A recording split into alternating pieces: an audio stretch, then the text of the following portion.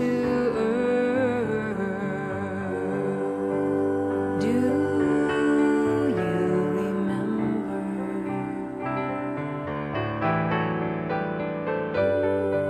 Why have we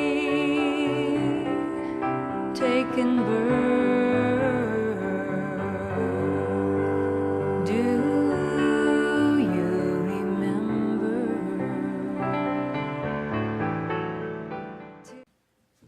Good morning. What a treat to have you ladies with us this morning. Oh, the energy is just awesome when you hear their music. It's just absolutely wonderful. Thank you. Before I start, I wanted to talk about a new program that we're creating. About a month ago, I was with Hazel Hughes and a group of people who, on the third Monday, set up a food table next to the Hope Van. And the Hope Van is filled with technicians and nurses that go out and check up on the homeless. They do dental, they do basic medical things for them, help get them in the system so where they can get some additional assistance. And what Hazel and her friends do is they make breakfast and then they pack lunches for them so that they'll have a lunch that day. And then other people bring a lot of clothing and let them choose from the clothing. Well, I was there laying out all the clothing, and there happened to be 3 pair of shoes that were in a box, and I set those out, and wow, it was like, you know, honey for the bees. And all these homeless people were like, shoes, shoes. Oh, it's not my size. Oh, heck. And the shoes were gone in a flash. And I went home and told Paul that, and he says, well, I've got some shoes. I can take some out of my closet. And so I've been driving around with his shoes in my car for the last 2 weeks. And I talked to the board here about that. And I said, you know, everybody's been wanting some kind of something that we do in the community that's just ours. We're not just supporting other groups. So we're going to call it Shoes for Souls. It's going to be wonderful because when you empty your closets, we're going to be giving these to people, especially in winter, who really need shoes. But then what do? This is where the organization comes into place. So if you're interested in helping put this together, pull it together, please sign up with Jillian. I've got a sheet back there because we have to sort, make sure the shoes are of quality enough that someone would benefit from wearing them. But also then after the initial surge, going to places like Seroptimist and talking to them about it and saying, if I can come to your next meeting, just bring your shoes. So go out into the larger community. We are Shoes for Souls. So I invite you to participate. I'm very excited about this. I think it's going to be absolutely a key event that gives forever, that keeps giving. It's just marvelous. Thank you. I can't imagine winter in Reading without good shoes. Anyway. Okay, so discover yourself. Ralph Waldo Emerson wrote an essay called The Oversoul, which is God. And here's what he wrote. Man is a stream whose source is hidden. That's a good visual. Man is the facade of a temple wherein all wisdom and all good abides. What we call the eating, drinking man, as we know him, represents himself, but really misrepresents himself. Him we don't respect, but the soul, whose organ is bigger than the body. If it would appear in his action, it would make our knees bend. We wouldn't be able to stand up. When it breathes through his intellect, it is genius. When the soul breathes through his will, it is virtue. When it flows through his affection, it is love. All reform aims to let the great soul have its way through us. In other words, to engage us. Our soul yearns to engage us in this life. So the question is, what's stopping us? What is stopping us from engaging the soul? So if you're new with us this morning, and we do have some new people, and I don't know that you've been here before, but I want to share with you that we believe that God is not a person. God is a presence that pervades everything, everywhere present, all-knowing, and everywhere present. And we as individual souls are immortal. After this experience, we go on to another dimension. My Father's house has many mansions. We go on, continuing to evolve throughout time. So while we're here, what we learn and experience is very important. To say that we're the personality of God can be kind of baffling, because there's all these mechanical laws out there. There's the law of cohesion, adhesion, attraction, repulsion, mathematics, gravity, all these things we can't change. But there's also spiritual laws, the law of cause and effect, that we can't change. Well, if we can't change them, what is going on here? The issue is we can use them. We can use them. And wise people throughout the ages have realized this. And when Ernest Holmes wrote our textbook, The Science of Mind, he had synthesized the knowledge and wisdom of all the great scriptures, and this is what it says. We can engage the soul, and we can make use of these laws for a greater good in our life and in the world. It's a life force, and it's out there, and it's moving all the time. We are in this great force field called the universe. And we can't destroy it, and we can't change it, but we can use it. So the question is, how do we do that? How do we get this intimate connection with God when it's there for us already? And what would it be like if we truly lived that way? You know, and some of the greatest people in the world do live that way, some of the most creative. We see them and we go, wow, how do they do life with such joy and such happiness? How do they personify the qualities of God? They're truly wise people. And about 10 years ago, I was at Asilomar, the conference center at Monterey, and I met a man named Ernest Chu, C-H-U. He was of Chinese heritage. At age 25, he was a member of the New York Stock Exchange, one of the youngest ever. He had created more companies than I could even imagine, and 5 of those went to be publicly traded on the exchange. He raised hundreds of millions of dollars for new companies, new events, new research. He's just an amazing person. And then one Monday morning, his partner came to him and said, "We've lost all our money. Events happened and we've lost it all." That's really an amazing thing to go through. He found that he personally owed over $1 million to people, and he refused to file bankruptcy. He said, there's got to be a way that I can do this. If I made $1 million and now I'm broke, there's got to be a way. And he started to pray. He started to pray openly and receiving. I'm ready to receive the wisdom I need to dig my way out of this, to repay people, and then to grow again. He prayed for guidance and he was open to it. And that's an important thing to remember. So he began to have new ideas, and he attracted new investors. And people came and talked to him and they said, well, that sounds like a good idea. I'll invest in that. And within 3 years, he was a millionaire again. That's so cool. But during those 3 years, he found the science of mind teaching, and he became a practitioner.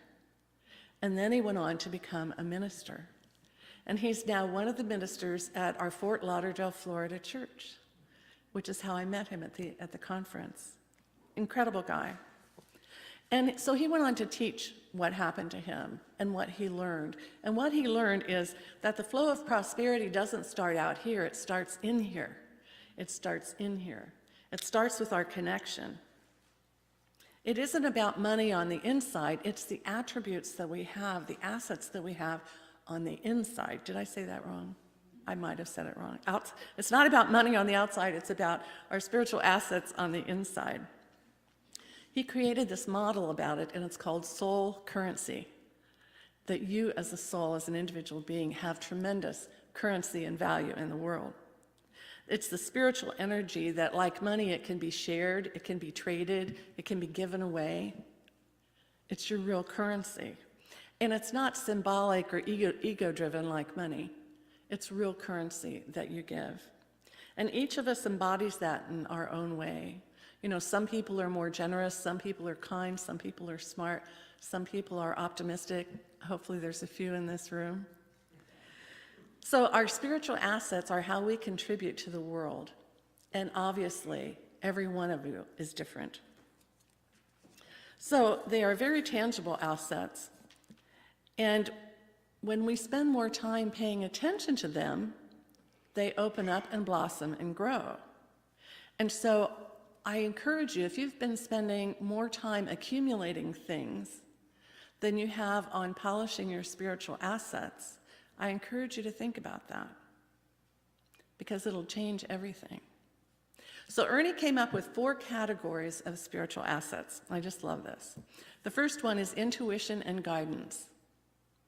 Intuition, inspiration, intention. Successful people really lean on intuition, that still small voice within.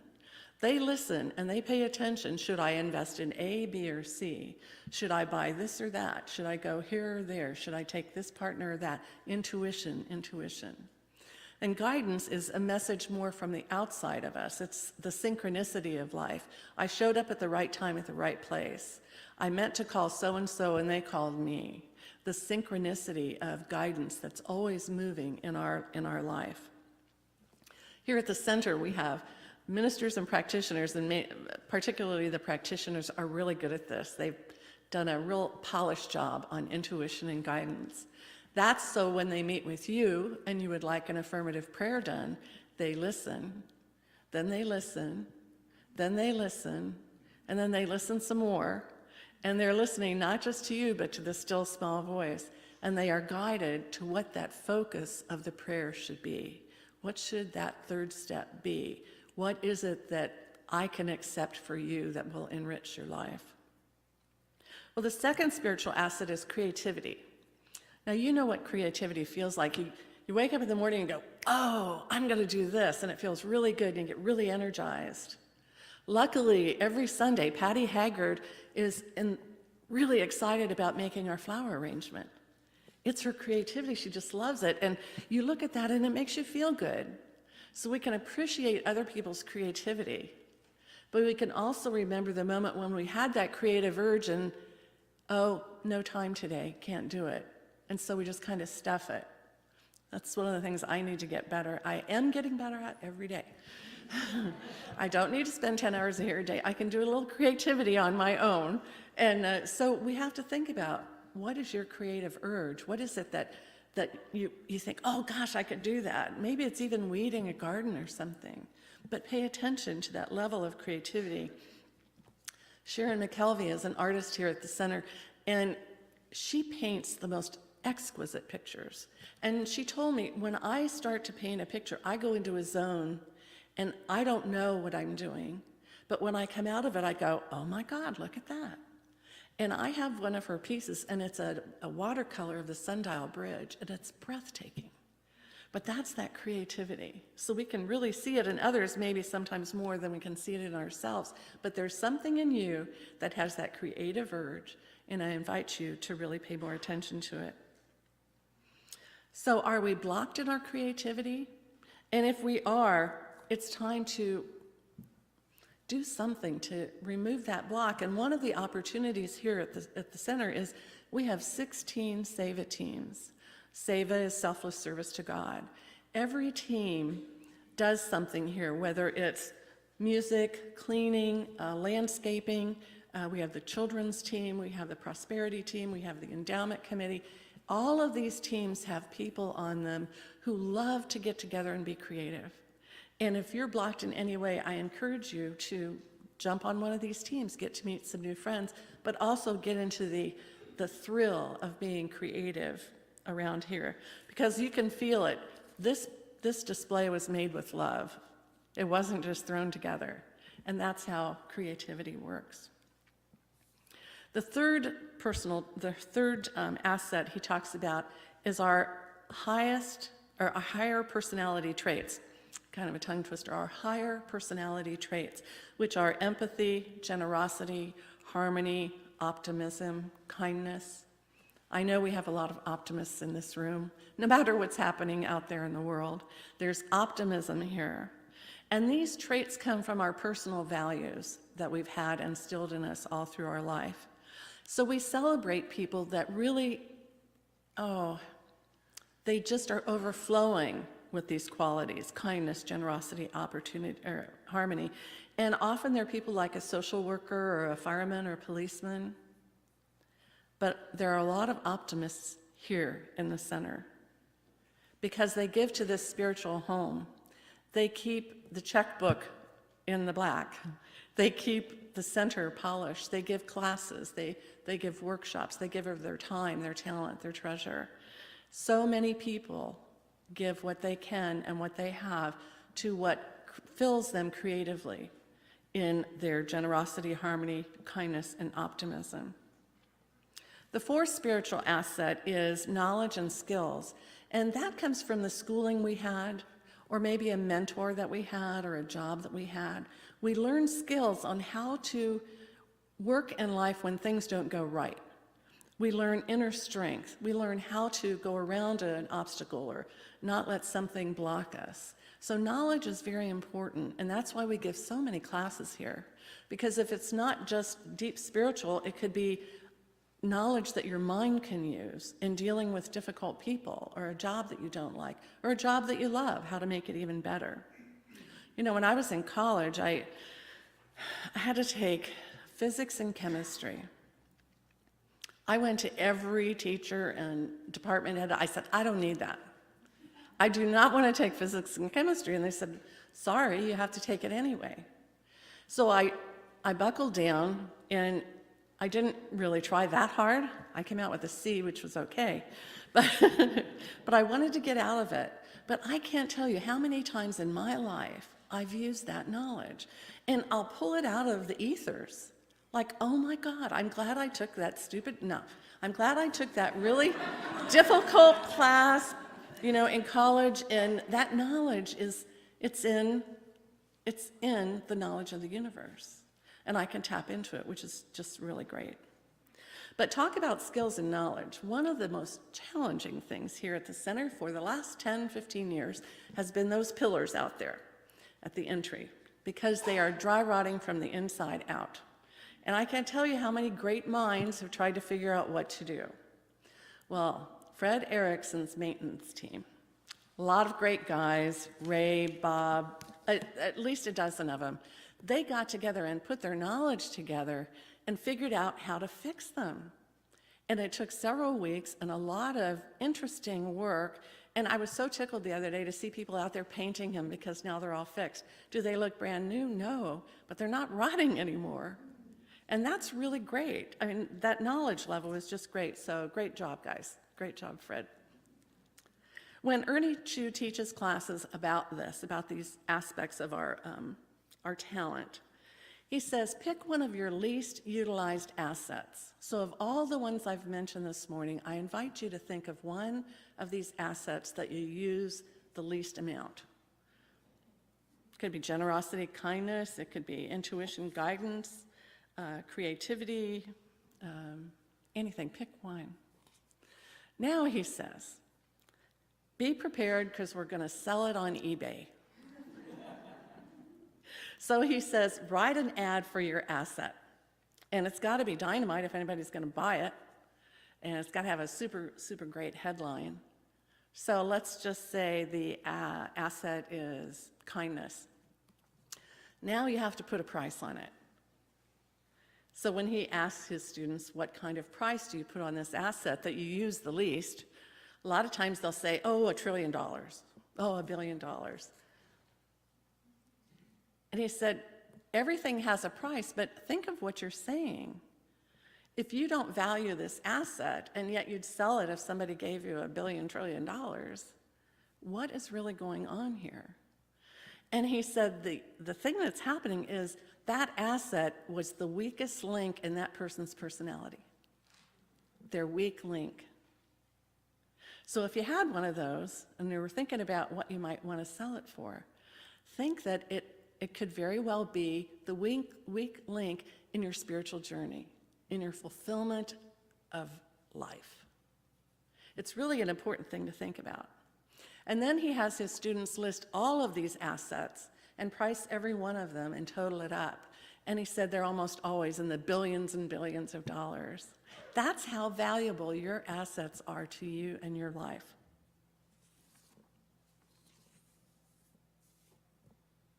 Ernest Holmes wrote, "There is a universal mind, spirit, and intelligence that is the origin of everything. We are thinking, willing, knowing, conscious centers of life. We are surrounded by, immersed in, a flow of energy." And these assets flow with this energy, or they don't. It's up to us. So it's important to listen to what your soul's inviting you to do something that fulfills you, that makes you feel good, that makes you feel kind, that makes you feel creative. Because this treasure of assets is within you now. And I wish I could turn on a switch and take that least used asset and make it just glow in your life. But I know you can do it. It's like planting a rose bush. There are laws that say if you plant a rose bush and you water a rose bush, it will not become a lemon tree. Thank God. It's one of those laws. But when we plant a seed in our mind, we have to water it. We have to nurture it. We can't just plant it and go on vacation. It'll die. That idea will die. Jesus said, when you ask for bread, you won't be given a stone. It's the same thing. So when you ask, like Ernie asked when he was broke, he asked for wisdom. He asked for the knowledge. He asked for the courage to pay back over $1 million he owed to people. And then more people came and wanted to be with that quality of person, and he became a millionaire again. So soul currency is your divine right. And I encourage you to take a deep look this week. Prepare your mind to increase in those areas that you haven't had a real strength in. And we all have them. There's nobody that doesn't. So I'd like to close with an affirmation written by Ernest Holmes, and hopefully this will set you on the right journey in polishing the spiritual assets of your life. I allow the divine wisdom to flow through me in ever-widening circles of activity. Every good I've experienced is now increased. Every joy that has come into my life is now multiplied. There is a new influx of inspiration into my thought. I see more clearly than ever before that my divine birthright is freedom, joy, and eternal goodness. I realize that the same birthright is bequeathed to all people. I rejoice that everyone has this common good. The divine presence interprets itself to me through love and friendship, through peace and harmony. Knowing that life goes according to my faith, I lift my mind. I elevate my faith. I listen deeply to the song of my being, and so it is.